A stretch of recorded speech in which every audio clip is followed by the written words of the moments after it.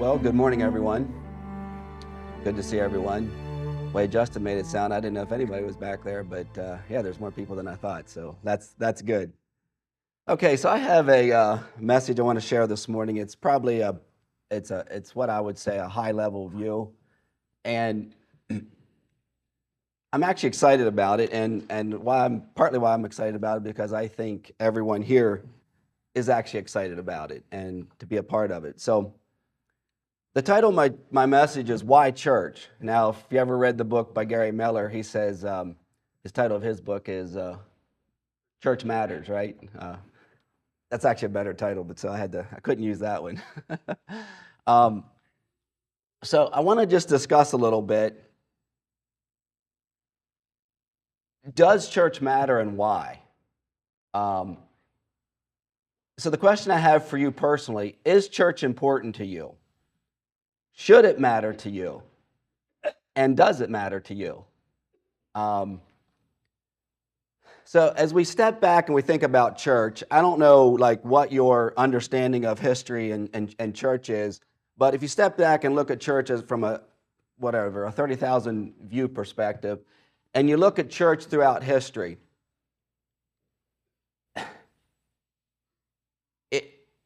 there is so much devastation in church. The church has been attacked, it's been bombarded, it's been despised, it's hated, and then there's all this terrible things that the church has done inside it. It's persecuted people, it's done all these terrible things. And till it comes to us, like you see that, you read history, and then it comes down to us, okay? What's our response? How are we to relate to your situation to church? How do you relate to it? Is it important? Or have you decided it's not really that important? It doesn't really affect me personally. Have you turned church into it's just a joke? The world has done that. Most people look at church as the ultimate joke. It doesn't matter. And I would argue the devil's quite happy with that. Like he wants you to think that church doesn't matter, that it's not that important. Just love God. I mean, you get down all these other things. It's me and God. Like whatever you you choose to do, and all your reasons as to why you don't think church is important, it's easy to do. But as I've looked at church, okay, I think there's this temptation to think that the world has done something terrible to the church. But I would like to reverse that, and I'm not too sure that our worst enemies is ourselves. Like, look at what the church has done to itself. We've ended up, churches fight one another. Churches persecute and kill one another. Like the history of the church is complicated. I think there's the real church that's threaded throughout that, okay?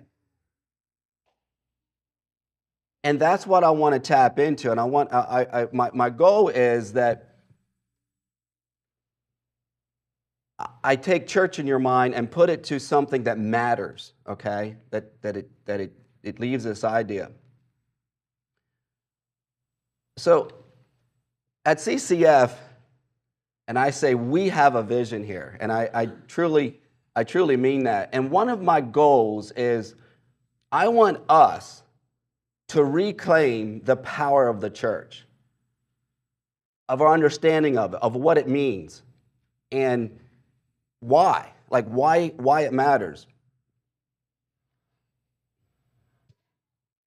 My goal is that everyone can understand what church is and that it becomes one of your best experiences. But we have to believe in it. Like you and I both have to believe in it and understand it for that to become a reality and for us not to reject it. I think a lot of Christians actually don't believe or even know how to make church a possibility or a good experience. They want it, they wish for it maybe, they desire it, the worst thing that happens in church life is that you have a bad experience in church life and you don't believe it's possible to regain the power of the church. Like, you don't believe it's possible. So, I have a couple quotes that I want to step back and just to get your mind thinking about vision that is lost and what happens to vision versus vision that is lost. So here's a quote. A person is as young as their vision or as old as their cynicism. If we lose our vision, it can be very devastating to your spiritual journey. Often when people lose their vision, we will become very cynical towards the thing that we had a vision about. Okay, we turn against it.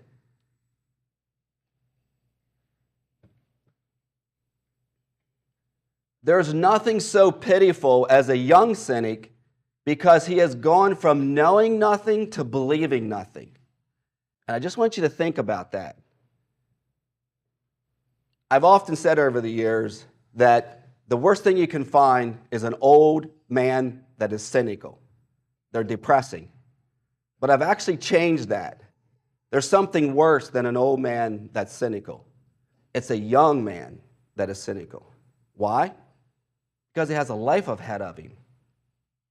And he's lost his vision. Like, that's why we live. When a young man is cynical, it's a tragedy. It's way more than depressing. The reason it's tragedy is when a young person or anyone becomes cynical, you actually don't think there's hope in that vision. You've lost it. And so you go from knowing nothing to believing there's no way back. And in fact, when the subject comes up, you make sure everyone knows how dumb it is. Like, you just round and around and around. It's a tragedy to see a young person become cynical.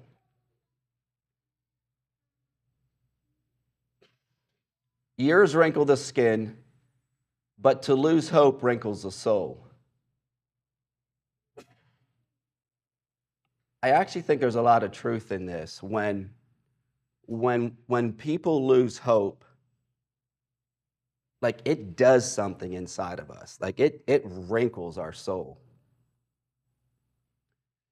You are as young as your faith or as old as your doubt. You are as young as your hope or as old as your despair.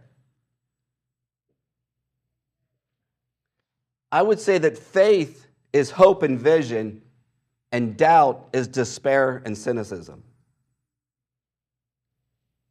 So,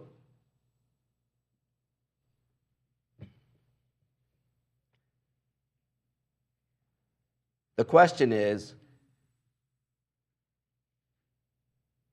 do you have faith and do you have hope? Or do you have doubt or despair about a particular vision? Here's another one. The greatest discovery of all time is that a person can change his future by merely changing his attitude. Now, you may think that's just secular, but if you ever look at the scriptures, the Bible talks a lot about your attitude. And I was thinking of the Sunday school lesson this morning. You had a whole group of people that saw and experienced the exact same thing, and you had a group of people that saw and experienced the exact same thing. And they came out at two different places. One accepted Christ and one rejected Christ. They saw and experienced the exact same thing. And I would argue we're all there. We all see and experience the exact same thing. How you respond to it, whether you lose the vision and become cynical and you turn to despair and doubt, or whether you rekindle that, rebirth that.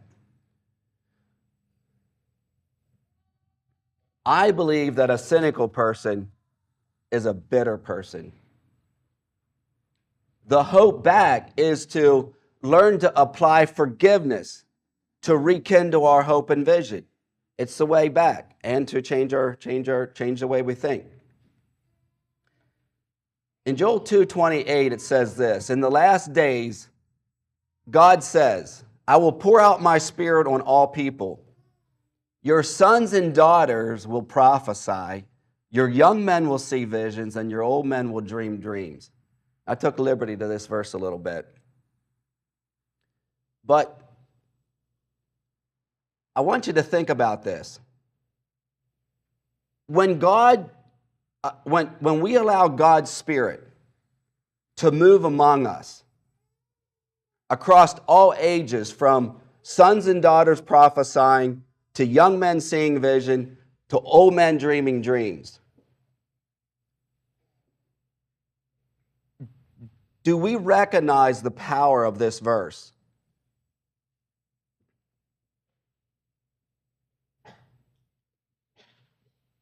All ages are seeing the same vision. The sons and daughters are speaking about it. The young men have visions, and they have the courage and strength to actually fulfill that vision. Old men dream dreams of a coming reality. In fact, I would argue that the old men dream dreams of seeing the vision, the young men building the vision, and the sons and daughters talking about it. The Spirit of God speaks the same thing. And all the ages respond to it. They're part of the vision. It's not this thing of my vision versus your vision. It's our vision. It's God's people's vision. And if all the ages are understanding that, and we're all hearing the same thing, it's the power of the gospel.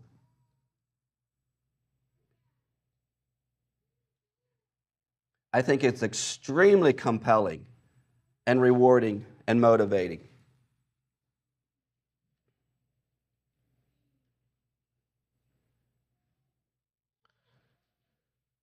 When we think about visions, the way I look at this is young men have visions. They have visions with real ideas and real plans, and they can execute on them plans. The sons and daughters speak about it. They have conversation about it.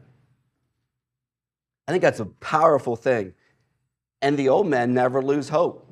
They can continue to dream about the next generation and living that ongoing generation out. And so everyone's a part of it.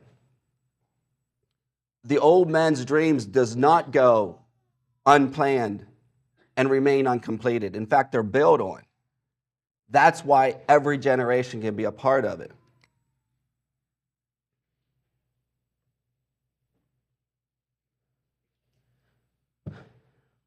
So the title of my sermon is Why Church? And as I mentioned before, how that the church has been attacked and bombarded on every side, to the point that many people have lost their hope and actually get cynical towards church. And as I said before, my goal is that the young people, either in our church or anyone that you bump shoulders with, I have a dream that the younger generation can capture the vision of the church, because they actually have the energy to execute on it, and that's what we need. And I just think I think it's beautiful.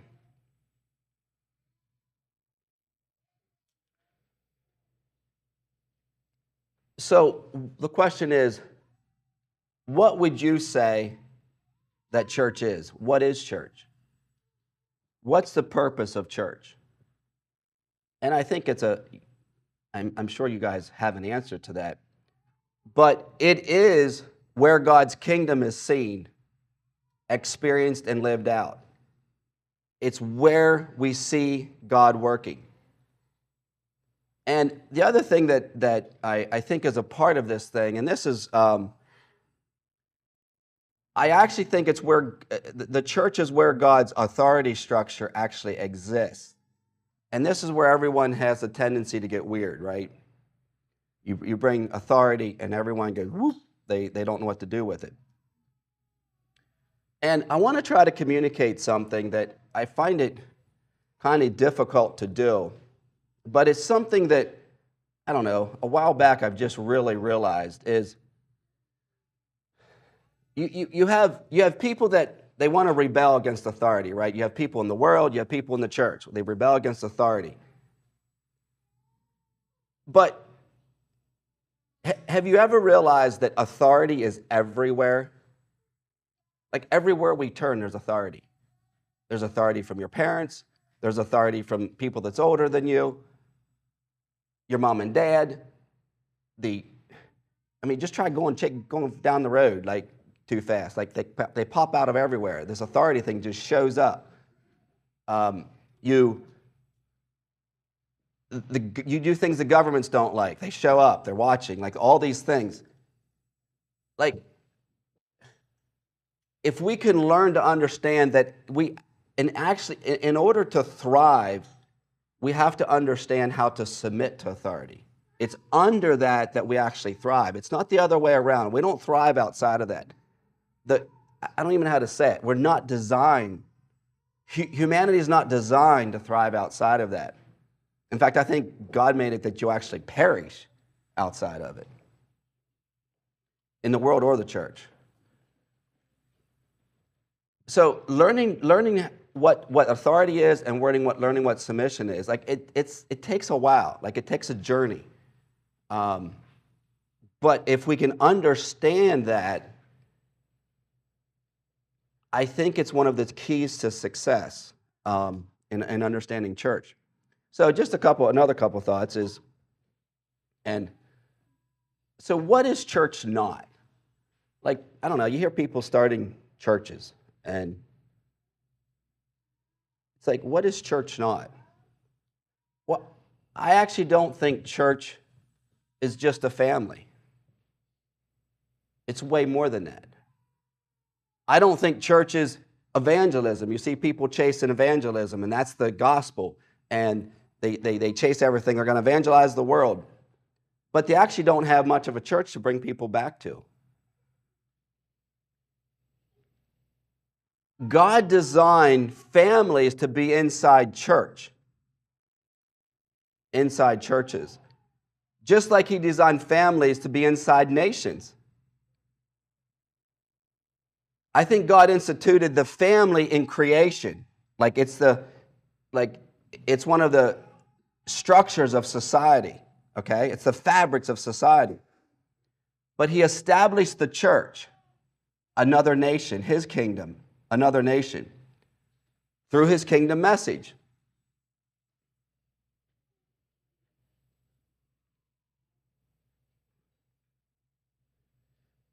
So the question I have then is, what are the things that we need to focus on in church? Are there correct things? Are there wrong things? Like, what are they? What does that look like? I don't think we can grow church without people. Isn't that a basic understanding? You can't grow a family without people. You can't grow a church without people. You can't grow a business without people. You can't grow a nation without people. You need people.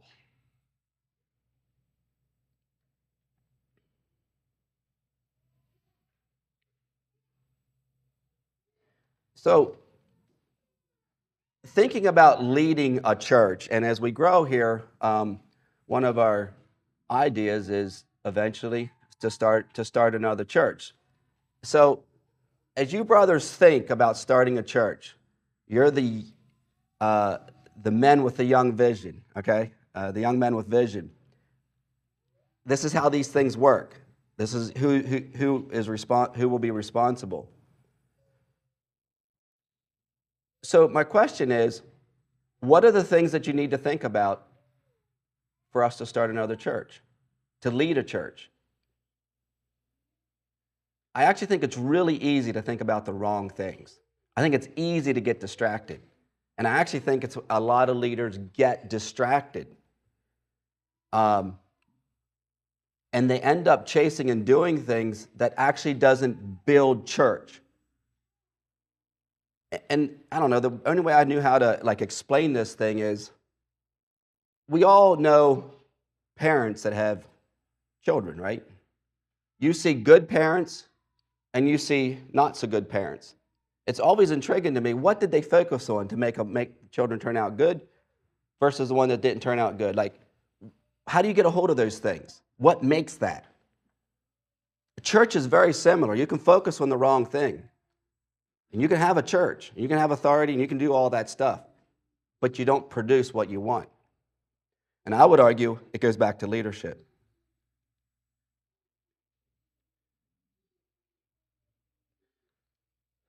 For me personally, one of the things that I have tried to develop is learning to stay focused on the things that matter, the things that build.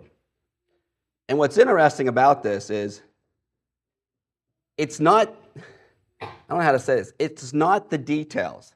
People will come to you and they'll want you to focus on the details. Leaders can't focus on the details. They have to focus on the things that build and unite. Everyone else will take care of the details. You understand what I'm trying to say? Like you don't have the time, capacity, or space to do it. Your job is to unite and bring people together and to build on something. The things that distract leaders are gossip. And I would even argue that evangelism can distract leaders. And this is why I'll come back to that.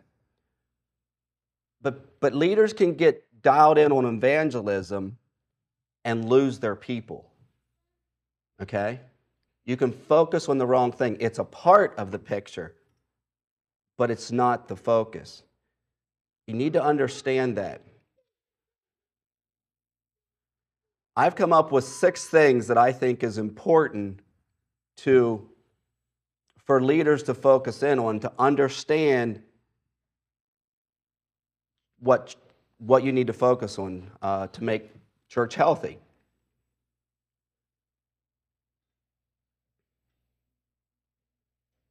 There's another thing that I see leaders do sometimes, and it's easy to do. You want to focus on everything. Like you want to get your fingers in everything. You can't do that. I actually think it's a sure way to lose. I actually think parents do that with children sometimes, especially when they get older in their teens. You try to micromanage them, and you end up losing them because you try to micromanage them. You have to teach them how to think and why. Then when they're in situations, they'll have to work it out. If they make bad choices, they make bad choices. But if they make good choices, it's probably because you had something to do with teaching them how to think well and to respond well. It's difficult.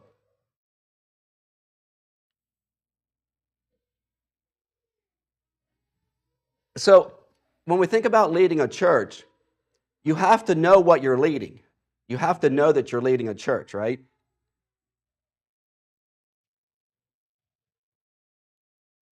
I think there's a good way to lead, to think about it, and there's a bad way. And I would like to believe that if we have reasonably the correct things, that church is very sustainable in every generation, with every age. And so it's something that God has designed it to continue to grow and to build on. So I made a diagram to try to give you a picture of what I think the 6 essentials are for church. And the first one is what I would say our core. Every church has to have a core. Our church here for sure has developed this idea of what is the faith once delivered. And we have conversation about it. We try to teach one another what is the faith once delivered. And in a sense, this is the message of the gospel. It's what's delivered to us. It's a kingdom, it's a lifestyle, it's who we are. A part of this, what makes this so critical, and this is where I think that our sons and daughters prophesy, they talk about it day and night, it's how we think. It's how God thinks. We talk about how God thinks. Where does God want us to walk? Like, this is how we are personally transformed in our mind, thinking about the faith once delivered. What did God deliver to us? And I think the result of this gospel, the faith once delivered, and it's something I think you can watch in leaders, in your own life, in your everything about it. What does it produce? And there's something very interesting that God's kingdom produces leaders that are different than leaders in the world. And it's very different. And this is what they look like. I think the first one is they're known by their gentleness. They're known by their kindness, their compassion. They're generous. They don't judge quickly. Yet they're very strong. They're courageous. They're very, my brain just froze. Easily to be accessible. You can access them very easily. They're predictable. Do you ever be around a leader that's unpredictable? It's like, I don't know, trying to follow a squirrel. They're actually, I think, when we have the right core of our faith, we're very attractive people. Now, the world might not like you, but they're attracted to you. I think Christians should be one of the most attractive people on planet Earth. And if you're not, well, you got yourself to blame. I think the world will envy you if we live right. And we don't chase the things that they chase. In fact, that's one of the things in the scripture. It says that's why they don't like us. We don't chase the things they chase. What's that mean? Okay. So when we talk about the faith that's once delivered, one of the things I often think about is, what is our message among ourselves? What are the stories that we tell each other? The story that we talk about, the story that you tell your friends, the story of who we are, I think it's actually what becomes our identity in so many levels. What do we talk about? You can't fake that. If all you talk about is the world, its values, materialism, it comes out. You can't hide it, right? So the question is, what are we talking about? What are we telling one another? The second one is, I'm sorry. Skipped a point. Another phrase that we use here, and everyone's familiar with it, the faith once delivered, is the historic faith. And I do think it's important that we understand this, because I do think it's something that we have to communicate. We have to be telling one another about it, because we'll be bombarded. It was a faith that was once delivered. And this idea of once is that it's whole, it's complete. It's not a continuation of something that's continuing to be revealed. And I think it's something that we need to know and understand. So that's why we strive to go back and understand, what is the historic faith? What is the faith once delivered? It's really like a delegation of a king or a president or something. He wants to send a delegation of a message to another country. Well, when that other country receives it, it's the message, right? That's the faith once delivered. Now we need to understand what that is. And it's a lifetime of learning that. So it's the core of church. This is why I started with this, because I think it's the core. The second one that I have is what I call empowering leadership. And it's this idea, if there isn't leadership in church, the faith won't go forward. It won't get communicated. It won't, there are so many levels. But leadership is this idea, the leadership that empowers others. And the scripture talks about two different kinds of authority, one that lords and one that serves, one that empowers others. Leadership, you have to learn to know how to add value to others, how to support them. I think the other thing that I personally believe that true leaders will duplicate more leaders than themselves. If we don't know how to duplicate more leaders, we are really limiting our ability. Like, how can we grow? How can we grow church? What's going to attract people? The whole point is that everyone has a seat at the table. Everyone is a part of this vision, and that it doesn't get lost. It gets, it grows way beyond ourselves. I think leadership is supportive of others. It duplicates and adds to and empowers.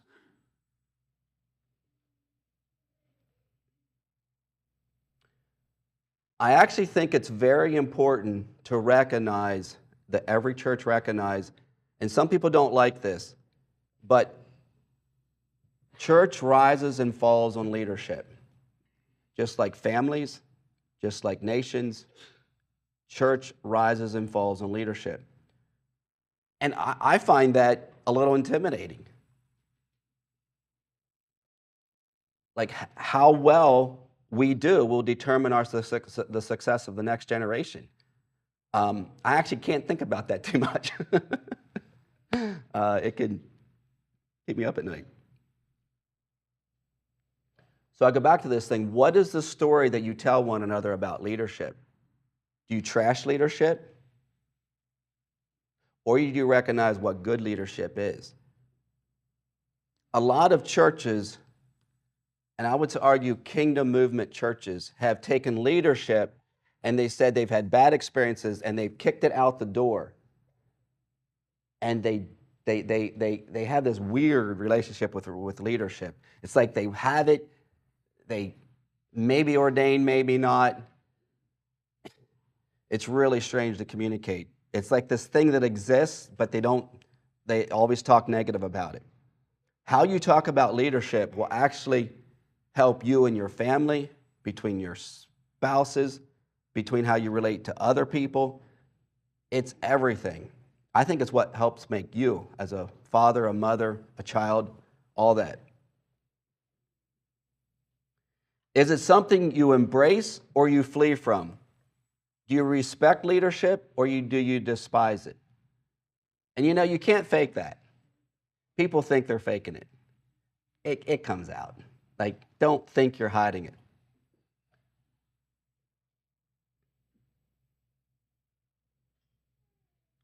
Another thing that I've seen happen in leaders is they say we need leadership until they're put in leadership, and then they won't make anyone else leaders.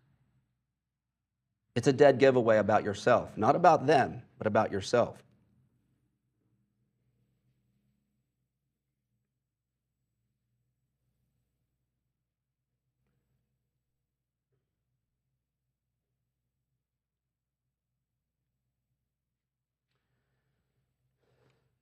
My third one is discipleship. I think discipleship is extremely critical in developing a church. And this is why I think the most important thing that discipleship should teach us is what it teaches you about yourself. And the second thing that I see happening, people that actually do well in discipleship or in church life, discipleship does something. It teaches you how much you actually resist what others are saying. I think that's one of the keys to discipleship. People don't realize how much we resist others. And it's always funny to me. People come and they say, yeah, they heard you, they listened to you. and you look at their eyes, and you're saying something, and it's going, like it's not connecting. And they talk, and you can tell they didn't listen to you, but they'll tell everyone they listened. Like learning to know what you don't know, it's a long way of saying it's humility. And I think it's those two things, what discipleship teaches you about yourself and realizing how resistant. Because once you break through those two concepts, that's when you see someone grow. Always says it takes 2 years. But you have to change and learn to actually listen and learn from someone. What happens is people come in and they think they know everything, and they don't. Once you realize that, you realize you're a third and you thought you were a 10, then you can grow. And the Bible talks about that's actually called maturity. Nobody can do this discipleship for you. You can watch others, you can look at others, but nobody can do the hard work. And this is where I would argue a lot of people lose out. I'm going to say 90% of people lose out right here because they're not willing to do the hard work on themselves. And this is why we actually have, or I say this, our church is hard to get in and easy to leave. It's because that's the two things we're looking for. Are you willing to grow? And, there's other words for it. Can you lead yourself? If you can't lead yourself, you can't lead others. Like, it's that simple.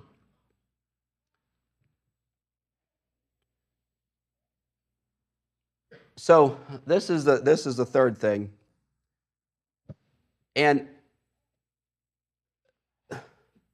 I'll say that later. The fourth one is preferring our brother. So we have discipleship that is focused on you, how you respond. That's the first thing that has to start and take place. The second thing is now inside church life. How do you relate to one another? And the leaders have to be a part of this thing, this conversation. How you talk about your brothers and sisters is everything to the strength of a church. It's everything. Whether you prefer your brother, it represents your devotion, bonding, the ability to commit to one another, the ability to be loyal.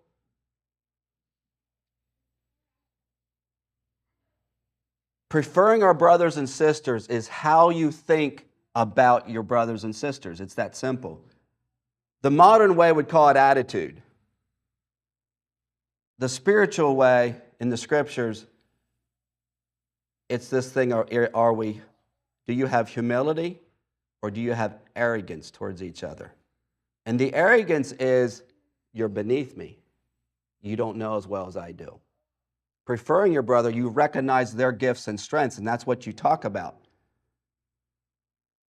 I'll say something else. You can't be a leader if you can't handle people that are much better, smarter, and ahead of you. You cannot be a leader. You will limit your church right there. And so preferring our brother, it's like there's so much happens in this context. It's what unifies the body. I think it's the love that the scriptures talk about. It's the glue that holds us together. It's everything. I think most leaders don't want to focus on these things. They want to chase something big and exciting. It's why we struggle to build church, because we need leaders that focus on things that build. I don't know how to communicate that. The fifth one is the family unit and development in our families. Without families, we're not going to have a church, okay? But we need to have healthy families. I don't even know how to put a value on. Having healthy families is like everything. But maybe more importantly is to have healthy individuals so that we can have healthy families. so that we can have a church that is unified.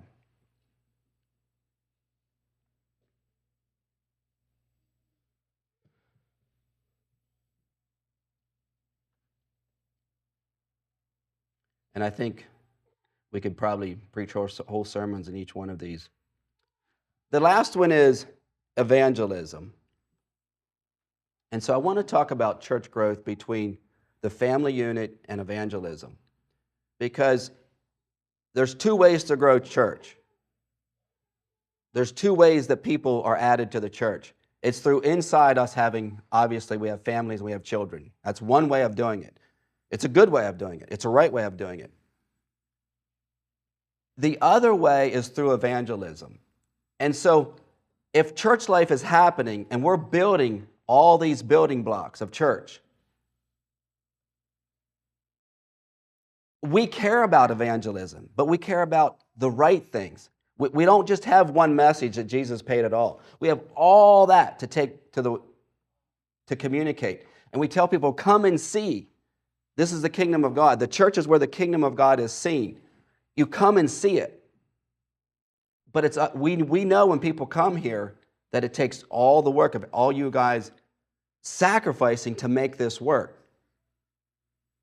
I actually think, so we have churches, I think, that don't know how to, they're scared of evangelism, they don't have this weird thing with evangelism, and they say, we don't do evangelism. Then you have people that say, that's all we do is evangelism. I think it's unhealthy on both sides. I think we have to do both. We have to focus on family, that's how we grow. We have to focus on evangelism. We have new blood coming in, new gifts, new talents, and it keeps it healthy. I think it's one of the ways to keep it healthy, but I don't think we can pick and choose.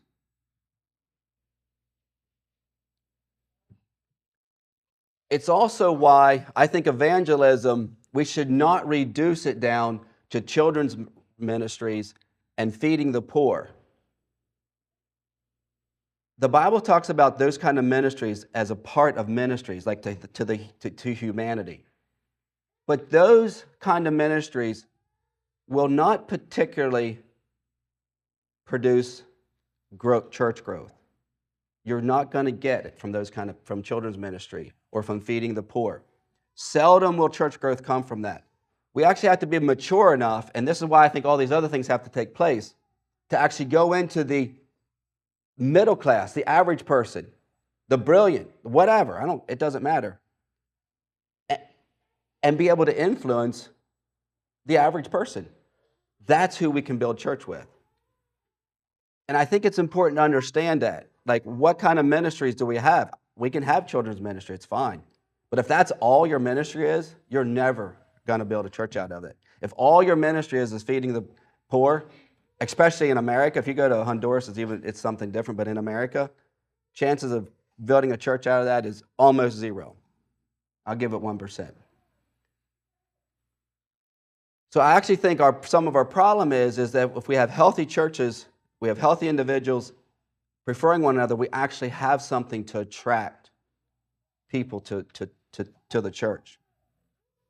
So we have external growth through evangelism, internal growth through our families. And out of that, I personally think that's what makes a church healthy. I think it's a lot of work. So my final thought is, when empowering leadership, I think the responsibility of leadership is that I have a red mark around every one of them. Leaders are responsible that each one of them is being led well. You have to make sure you know how to lead. You have to lead in preferring our brother, lead in discipleship, lead in evangelism. And it takes everyone to make that work. But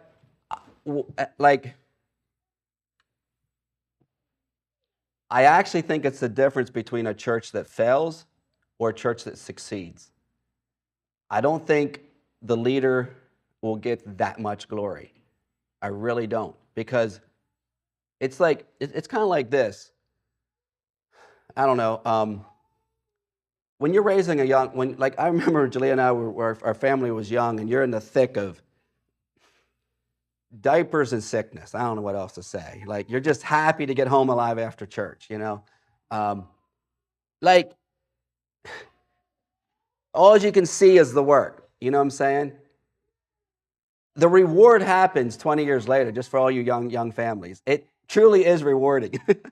It's like Julia and I said, we didn't know raising a family was that hard.